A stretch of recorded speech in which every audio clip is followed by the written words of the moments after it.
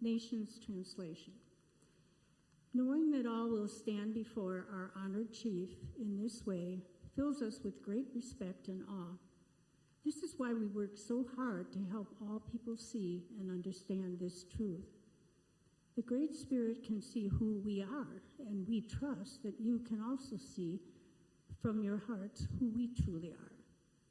You are not trying to make ourselves look big in your eyes, but we do want you to be proud of us in a good way. Then you will be able to see through the ones who brag about things, how things look on the outside, rather than what is in the heart. If we sound as if we have lost our minds, that is between us and the Great Spirit. If we sound as if we are in our right minds, it is for your good. The love shown to us by the Chosen One has taken hold of our hearts, because we know that if one has died for all human beings, then all of us died. He died for all, so those who live should no longer live for themselves, but for the one who died and rose for them. So from now on, we will no longer look at others through weak human eyes. Even though we used to see the Chosen One in this way, that is not how we see him now.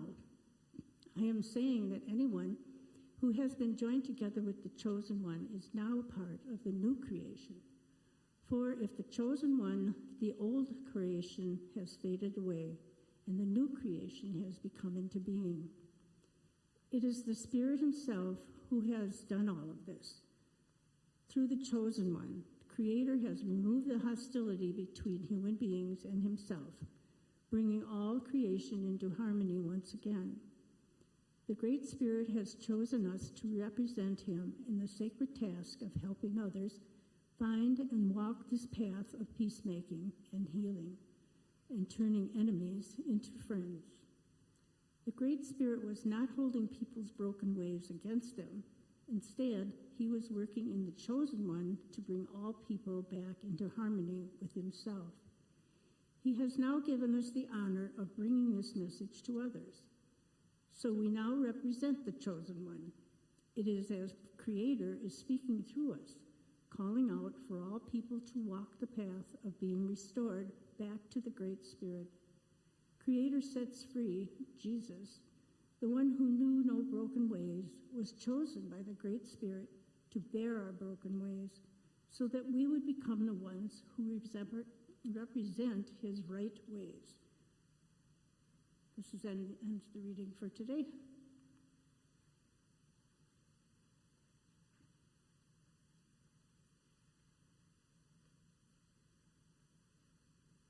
He was first and foremost a priest, not a politician. But for the best part of half a century, he was the face of reconciliation and South Africa's moral compass. The system of this country, apartheid, is immoral. The system of this country is evil. Desmond Tutu remained outside of party politics, but he used the church as a platform for protest against white minority rule. It was under South Africa's oppressive government that he first campaigned against apartheid. When emotions were boiling over, his influence helped prevent bloodshed, and in 1984 he was given the highest recognition for his efforts. When you've been given the Nobel Peace Prize, it doesn't really belong to you, or in a way you can say it makes you answerable to the world. I mean, the world, as it were, has a piece of you. He was a compassionate and sensitive man, one who would cry along with the victims as they gave their harrowing evidence at the Truth and Reconciliation Commission. It was Tutu who coined the phrase Rainbow Nation to describe South Africa's ethnic diversity, preaching unity in the face of adversity. But even after South Africa became a democratic country, Desmond Tutu was not afraid to speak out against injustices, and he was often scathing in his criticism of the governing ANC. I am warning you. I am warning you that we will pray as we prayed for the downfall of the apartheid government. We will pray for the downfall of a government that misrepresents us. A spiritual figure with a global influence, there were few issues in the world that Desmond Tutu hasn't spoken out about, from human rights abuses to climate change to poverty. When you want peace, you negotiate not with your friends. That is what at least we discovered in South Africa. That is what they discovered in Northern Ireland. You talk to the ones that you least like. I will remember his moral courage that after going on his knees, no situation was insurmountable. And for him, that Roman passage that if God is for us, nothing can be against us. It was not just a cliche, it was something that he lived. It's an enormous loss for South Africa. But Desmond Tutu's irrepressible sense of humor and relentless pursuit of justice will long be remembered by all.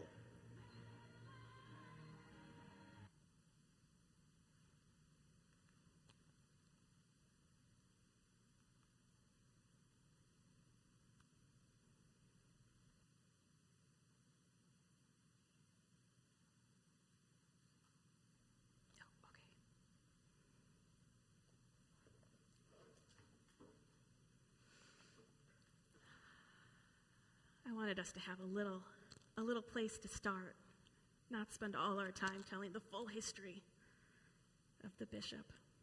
But Bishop Tutu, Desmond Tutu was born in 1931 and was 17 years old when the White National Party in South Africa adopted the apartheid policy laws that were passed to classify the population by race and to segregate the land. By this point, there had already been 300 years of colonization by the Dutch and the British. The land had already been taken by the indigenous black communities who greatly outnumbered their colonizers. And there had already been a system to create separate and unequal worlds for the white folks that came in and the black community that had been there. When Desmond Tutu was walking as a child with his mother, and they lived in a black neighborhood, down the sidewalks in the black neighborhood in which they lived, he saw a white man in a strange collar, a priest, who was walking down a street that was first unheard of because white folks wouldn't walk down the streets of black neighborhoods. And what was more extraordinary was that he tipped his hat and said hello to Tutu's mother. And this was an incredibly impactful on Bishop Tutu. He spoke about it for years to come, that there must be some good, and there must be some hope, and there must be some possibility of something better if such kindness can be shown. Years later, that same priest would sit by Desmond's side when he was sick and with tuberculosis. He would become a friend and a mentor throughout his life. After Bishop Tutu joined the priesthood of the Anglican Communion, that is the Church of England, he was invited to study at King's College in 1962. We're just moving real fast. And there he was introduced to the liberation theologies of Latin America, like Oscar Romero, who was preaching and using scripture and words and passion to speak on behalf of the well-being and freedom and liberation of his people.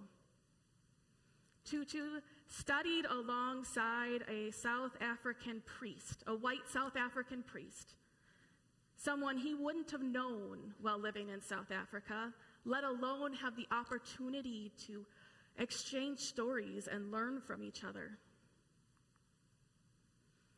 He had these glimmers, these moments of how things could be, of how they should be.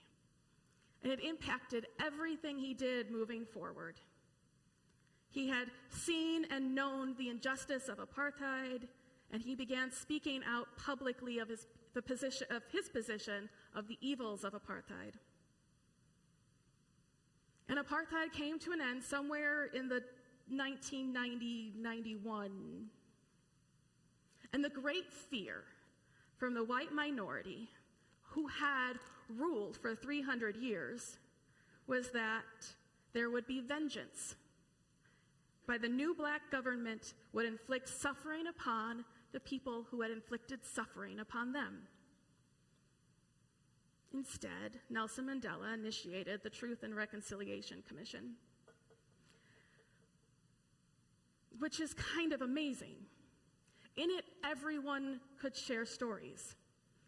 Everyone could share the stories of the harm that had been done to them, whether it was through legal means or the state or by state-sanctioned hit squads or by the people who were fighting against apartheid and used bombs and violence to try to make their point clear. Everyone was able to share stories of the hurt that they had, the damage that had been done to their bodies, the loss of life and loved ones, and everyone was invited to share the harm that they had done to others. And anyone who shared the harm was given amnesty. And some of it was getting stories so you could know where your loved ones were, or where they were buried, or what had happened to them.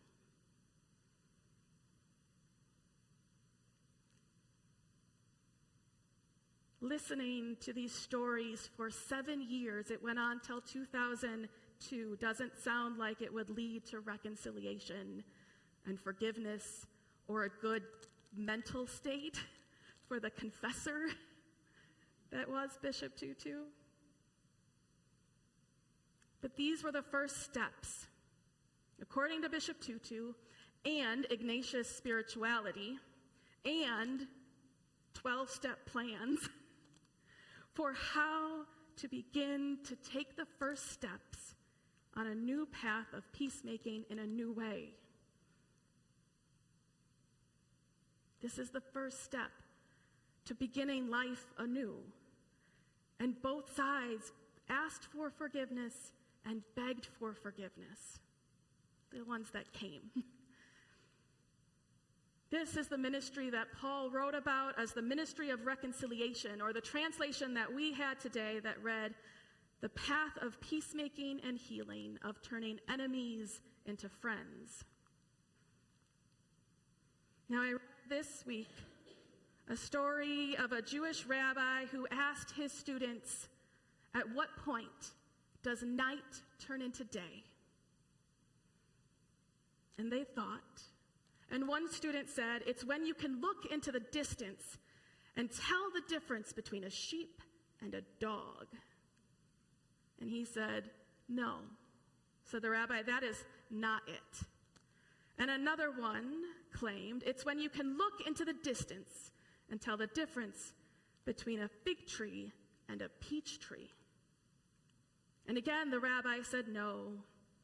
Instead, the rabbi claimed, it's dawn when you can look into the face of another human being and recognize him or her as your brother or sister.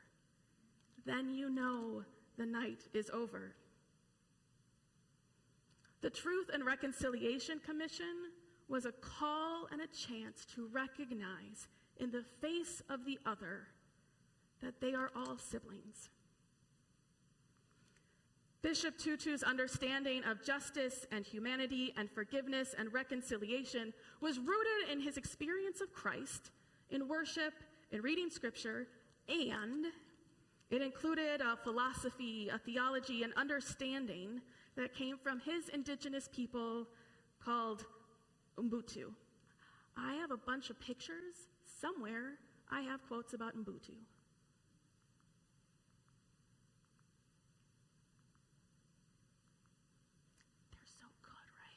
All right, maybe I don't. They're in other places. Okay. We'll hang out here.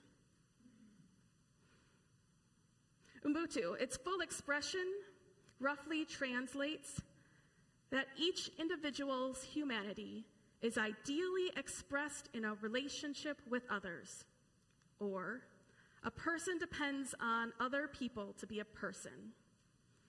It's almost always translated in English as I am because we are. Bishop Tutu would say, Ubuntu is difficult to render into the English language. It means I am human through my relationship with others. You are a person through other persons. It speaks of social or communal harmony, as a human person is seen as corporate. It speaks of the very essence of what it means to be human.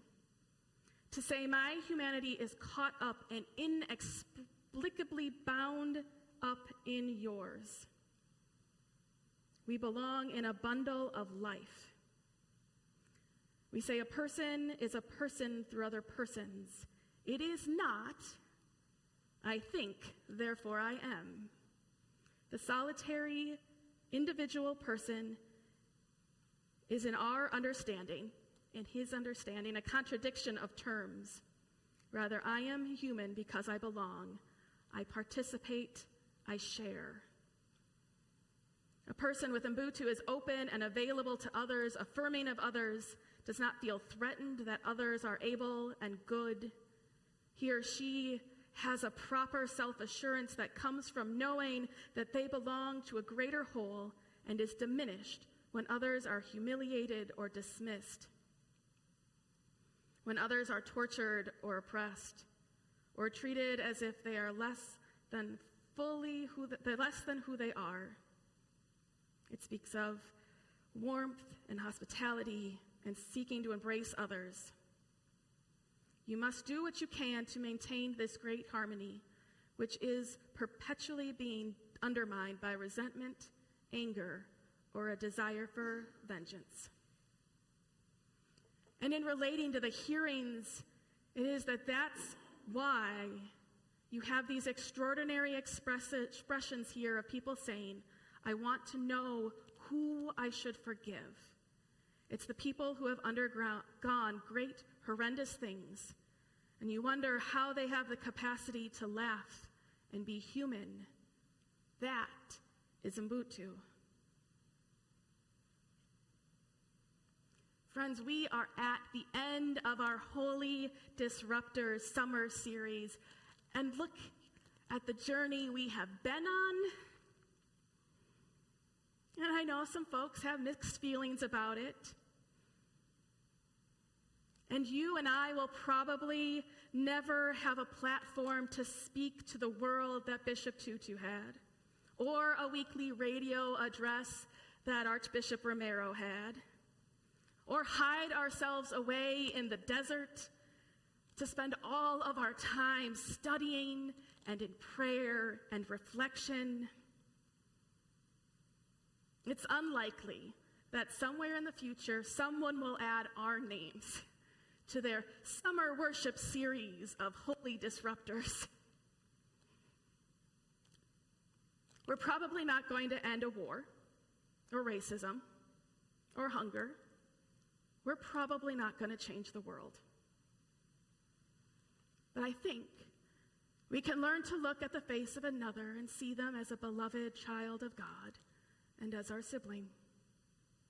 And we can name the harm that we have done and the hurt that we have felt and move towards forgiveness and reconciliation. We can discover and affirm that our whole humanity is wrapped up in the humanity of everyone else, that we are interconnected, that we each play a part in the body of Christ, and each part is important, and recognize that we can't do this life alone. We can learn and practice the ways of peacemaking and healing, of turning enemies into friends and strangers into siblings. It's about healing what we can within ourselves and between us and all that God has made. And not everything we do is going to be big. But I hope that in the stories we've heard this summer, that maybe you have found some courage and some hope, some ideas, and some peace.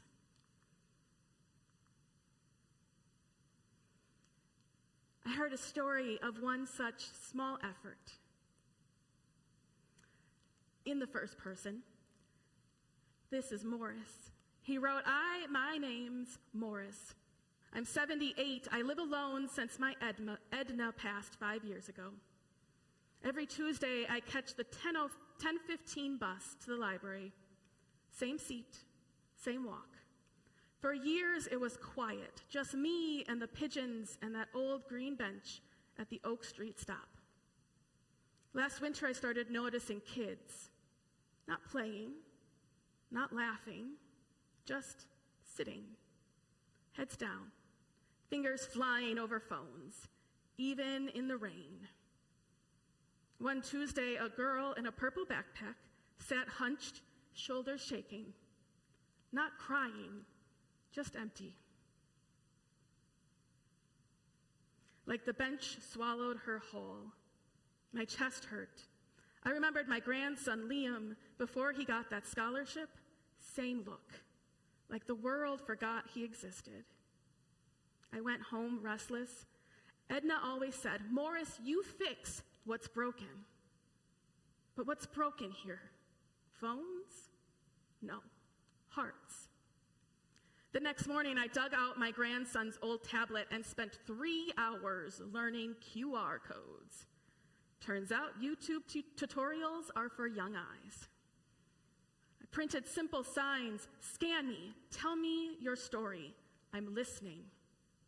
I taped them to bench corners, used duct tape, Edna's favorite fix-all. The first week, nothing happened. Kids walked by the signs like they were trash. Mrs. Gable from 42 scoffed foolish Morris. They want screens, not old men. Maybe she was right. Then a miracle. A boy, maybe 12, scanned it, sat there for 20 minutes, typing. Later, I checked the shared Google Doc. Yes, I set that up. Edna would have laughed. His words. My dad's sick. My mom works nights. I'm scared. But I drew a dragon that breathes glitter. It's in my pocket. My hand shook. I bought glitter glue and left it on the bench with a note for the dragon artist. Keep shining. Morris, the bench friend. The next day, a folded paper airplane landed beside me. Inside, a glittery dragon, and thanks, Dad's smiling today. Word spread. Kids started coming early for the bus, scanning and typing. A girl wrote, bullies call me Robot because I love coding. But robots don't feel sad, right? I left a book, Ada Lovelace, Girl Who Dreamed in Code. She left cookies the next week. Robots eat sugar too. It wasn't perfect. Rain washed away the signs. Some ignored it, but slowly the bench changed. Kids sat together, talking. A teen scanned and wrote, I'm failing math and too ashamed to ask. 2 girls saw it and messaged him, we'll help. Meet us here on Saturday. And they did. And now they tutor kids 3 days a week. Then came a cold snap. I slipped on the ice, broke my hip, spent 2 weeks in the hospital and felt useless. The day I got home, I shuffled to the bus stop and stopped dead. The bench was covered, not in trash, but in notes and drawings and tiny gifts. A knitted coaster for your tea, a Lego robot from the coding club, a photo of kids holding a sign, Morris's bench, we see you. Mrs. Gable was there, hammering a new sign into the post. Took you long enough to heal, she grumbled, but her eyes were wet. We added a real mailbox for stories too long for phones. Now, 12 bus stops in town have listening benches, run by teens, retirees, even a grumpy postman. No apps, no donations, just a space to be heard. Yesterday, the glitter dragon boy, who's now 14, helped me plant marigolds in a pot by the bench. You taught us, he said, patting the soil. Loneliness is the only thing that really needs fixing. He went on, I think of Edna.